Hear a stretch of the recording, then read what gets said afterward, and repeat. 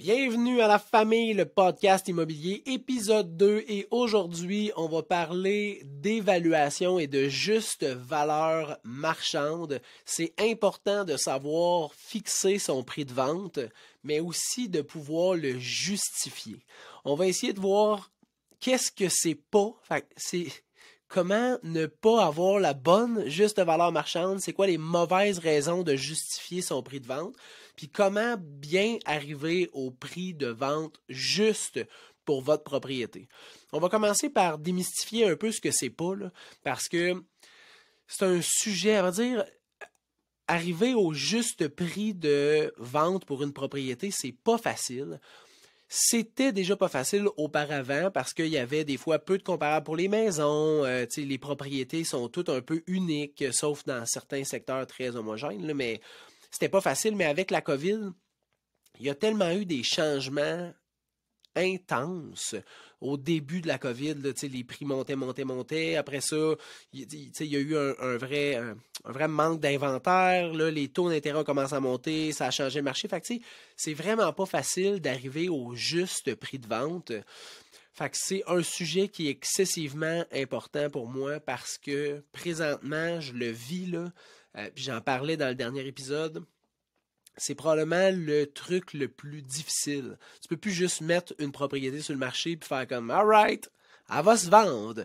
Non, ça veut pas dire qu'elle va se vendre. À vrai dire, présentement, si t'as pas un prix très réfléchi puis statistiquement logique, il y a des maudites bonnes chances que tu n'aies aucune visite.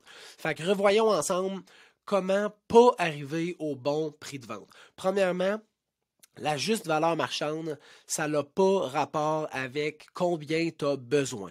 Puis là, je vais vous traduire ça par explication. Je vais vous donner un scénario. Là.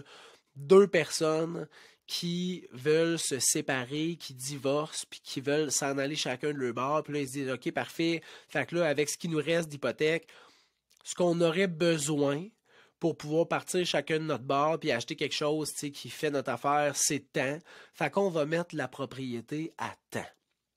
Ce que ça fait dans ce temps-là, là, c'est que la logique statistique est absolument pas venue appuyer le prix d'affichage de la propriété.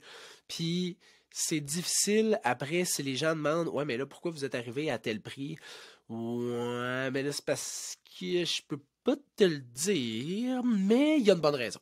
Ça fonctionne pas, là. Là, les gens ils vont dire OK, mais sur quoi vous êtes basé? C'est quoi les comparables? Les courtiers vont m'appeler, ils vont me dire ouais, mais là, c'est quoi les propriétés qui étaient vendues dans le secteur qui justifient ce prix-là? Puis là, je vais pouvoir dire je peux pas te le dire, mais c'est le bon prix. Fait que ce que tu as besoin en tant que propriétaire pour rebondir puis aller faire une autre acquisition après la vente de ta propriété, ça justifie absolument pas la valeur de ta maison. L'évaluation municipale est absolument pas un critère ou un point de repère pour la valeur de ta propriété. L'évaluation marchande, là, c'est fait par échantillonnage, puis c'est dans un but de taxation. Fait que c'est combien la municipalité a besoin de te charger par rapport à ce que tu as comme bien immobilier pour subvenir aux besoins citoyens. Là, je pense pas que c'est la définition parfaite, là, mais ça résume bien la patente. C'est ça. Fait que tu sais, c'est probablement une des questions qui m'a le plus frustré quand je suis devenu courtier plus jeune, là, comme 7-8 ans. Les gens rentraient dans une maison et disaient « Ouais, la maison est bien chère. C'est quoi le prix de l'évaluation ici? » L'évaluation marchande? Non, l'évaluation municipale. Puis là, tu dis le prix, c'est bien trop cher. L'évaluation municipale, là, ça peut être un point de repère. Si, exemple, tu prends, mettons, les prix de vente versus, mettons, par rapport au nombre de chambres, les prix de vente par rapport au pied carré du terrain, les prix de vente par rapport au nombre de salles de bain, les prix de vente versus l'évaluation municipale dans le secteur. Fait que tu prends 5, 6, 7 points de comparaison, dont le prix de vente versus l'évaluation municipale, puis après ça, tu fais une moyenne. Là, à ce moment-là, l'évaluation municipale peut devenir un point de repère. Mais juste dire, c'est quoi l'évaluation municipale? 200 000, la maison se vend 330, bien trop cher. Ça n'a pas rapport. C'est un des concepts les moins bien compris, d'après moi, en immobilier. après genre la représentation, là, mais c'est un des concepts les moins bien compris, la valeur d'une propriété, puis l'évaluation municipale, puis ça m'a choqué pendant des années, parce que là, je me battais quand les gens me disaient c'est quoi l'évaluation municipale, là, j'étais même, pourquoi tu veux savoir ça? C'est quoi le lien que tu veux en faire? Ça va te donner quoi de le savoir? Maintenant, j'essaie de balayer cette question-là rapidement. Je fais juste répondre. L'évaluation municipale, c'est tel montant. Parce que je ne veux pas rentrer en confrontation, puis c'est encore un sujet qui me titille un peu, mais l'évaluation municipale n'est absolument pas la valeur marchande d'une propriété. Puis je vais vous expliquer comment arriver à la juste valeur d'une propriété, au juste prix de vente, puis vous allez voir que l'évaluation municipale ne fait pas partie des critères de vérification. Une troisième chose, tu ne peux pas te dire moi, j'ai besoin, mettons, j'ai investi 80 000 dans un garage, ou j'ai investi 85 000 dans une cuisine, fait que je veux aller récupérer tant de dollars, fait que j'ai besoin de vendre à tel prix. Tu sais, ce que tu as investi pour toi quand tu étais propriétaire, ça ne veut pas dire que tu vas aller le rechercher en valeur sur ta propriété à 100% ou à 150% ou à 120%. Ça se peut que tu aies fait des modifications pour toi, puis que les gens ne valorisent pas l'investissement que tu as fait autant que toi tu le valorises. Puis là, à ce moment-là, ce que ça va faire, ben, c'est que tu risques de perdre un peu. Fait que tu vas peut-être aller chercher 80 sous sur chaque pièce investie. C'est possible, mais c'est aussi possible que tu fasses l'inverse, puis que tu ailles chercher 1,20, 1,30, 1,40 sur chaque dollar investi. Ça se peut, ça. Mais tu ne peux pas te baser sur combien tu as injecté. Fait que tu as acheté la maison 100 000, tu as mis t'as acheté, mettons, la maison 300 000, t'as mis 100 000 dedans, puis là, tu veux vendre, mettons, 400 000, ça se peut que tu puisses, mais c'est pas une logique statistique pour arriver au juste prix de vente. Fait que ça n'a pas rapport avec combien tu as besoin, ça n'a pas rapport avec l'évaluation municipale, ça n'a pas rapport avec combien tu as investi. Mais comment, à ce moment-là, tu arrives à la juste valeur marchande? Ben, c'est justement ça que je veux vous expliquer aujourd'hui. Puis là, j'ai pas la science infuse, je vais vous parler de comment moi je fais. À date, ça fonctionne bien dans les 7-8 dernières années, puis je réussis à pas mal toujours arriver avec le juste prix. Puis souvent, ça m'arrive d'avoir le juste prix puis de ne pas avoir le contrat de courtage puis signer avec un client parce que le prix que j'expose n'est pas nécessairement atteint pas leur attente. Mais là, est-ce que c'est une question de mauvaise évaluation ou une question d'attente trop élevée? Ben là, ça, il n'appartient qu'à eux de le figurer.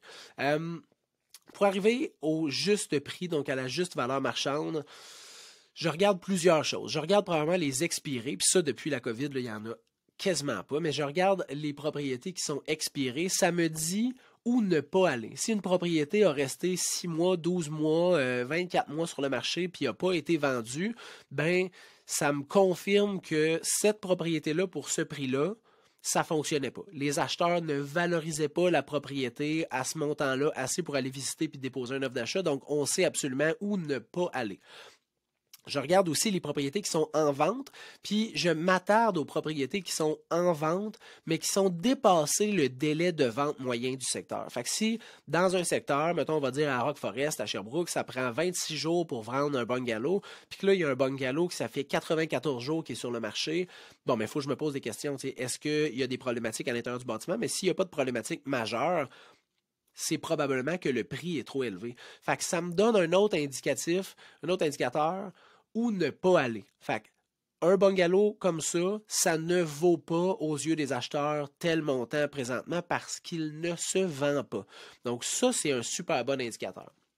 Après ça, ce qui est le plus important, là, je regarde les propriétés qui se sont vendues. Donc, je regarde les propriétés qui sont vendues parce que les acheteurs ont décidé d'aller visiter, déposer une offre, réaliser pleinement leurs conditions, puis acquérir la propriété. Fait que c'est le point de comparaison qui est le plus important.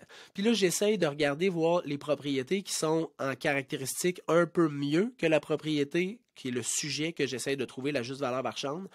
Les propriétés qui sont un peu moins bonnes en caractéristiques, qui ont un petit peu moins à offrir, puis ceux qui sont vraiment comme la propriété que je veux vendre. Pourquoi un petit peu au-dessus? Fait que, mettons, un bungalow, 3 chambres, 2 salles de bain avec garage, ben je regarde le prix de vente.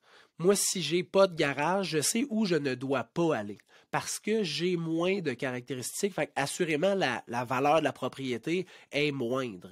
Je regarde aussi ce qui est un petit peu en dessous de la propriété que je veux vendre. Fait que, exemple, un bungalow, 3 chambres, mais juste une salle de bain.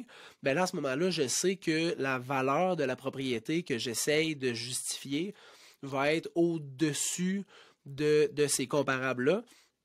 Puis je regarde les propriétés qui sont vendues identiques ou très, très, très similaires à ma propriété. Donc, le même nombre de chambres, sensiblement la même grandeur de terrain, le même nombre de salles de bain, le même secteur, sensiblement la même vibe de terrain. Là, est-ce que tu vois tes voisins ou est-ce que tu as un terrain privé?